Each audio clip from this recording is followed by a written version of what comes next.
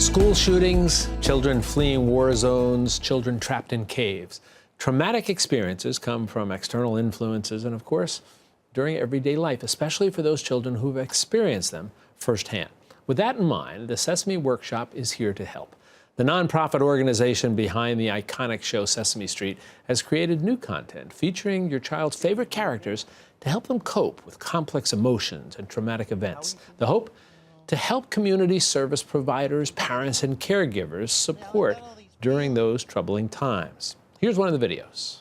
Oh, you can come in if you want to. Come on.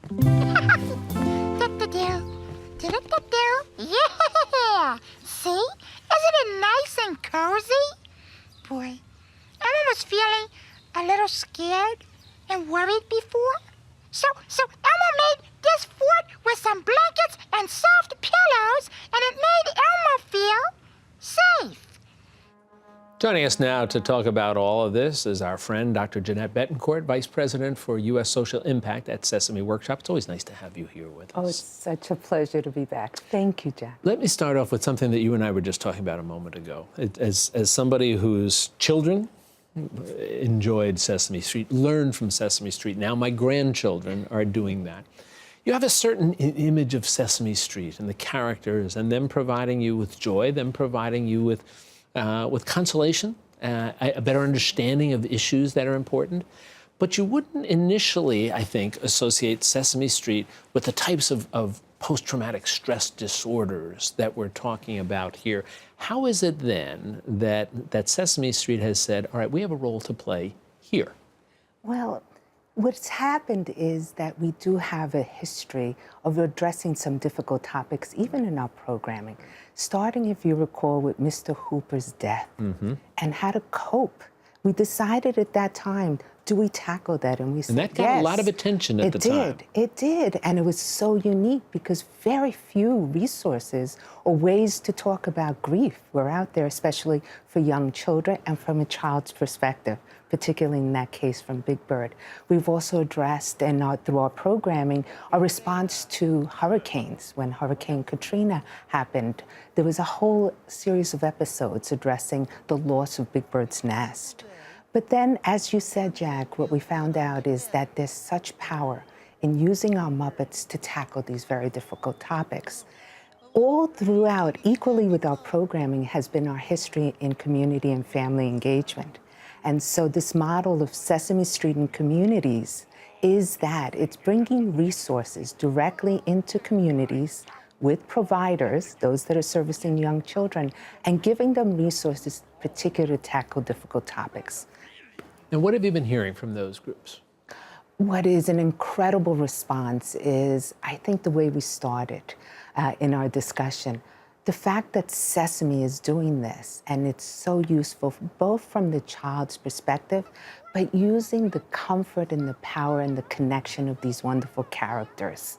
It opens the difficulty in discussions around these topics. It models strategies that are easy to use in everyday moments, but more importantly, for many of the providers or organizations using these resources, it's a way to connect so easily with families that are experiencing quite a bit of hardship. Have you found you're still able to keep the comfort level that we all have with these characters and figures, and yet still let them engage and invest themselves, really, the characters, invest themselves in these very difficult situations? I think the wonderful advantage that we have is that we're able to connect with grown-ups and children alike at the same time.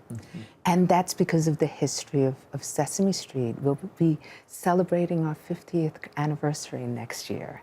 And so now we're reaching grandparents, parents who have children who grew up on Sesame Street, and children themselves. So that ability of being able to connect and have that trust instantly allows you to talk about these very hard topics, but also from a positive perspective. Let me ask you one question about an area that we see in our headlines now, talking about the border crossings and the difficulties with parents and being separated from their children. And I ask this not in a political sense. Right? I'm talking in terms of a societal, cultural, emotional issue.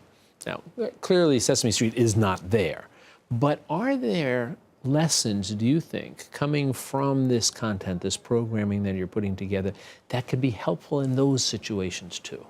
Absolutely. And in fact, we are working with certain organizations to use these resources that we're speaking about to be able to integrate, again, for these situations, as well as any time that children are separated from their parents or caregivers in a crisis.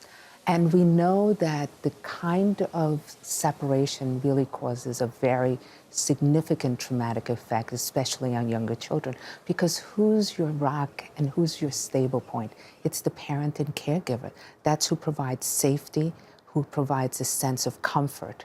And so through these resources, what happens is we provide strategies, whether it is through parents and caregivers directly or the providers, providing some level of service to young children who are separated on ways to cope with that anxiety, that fear.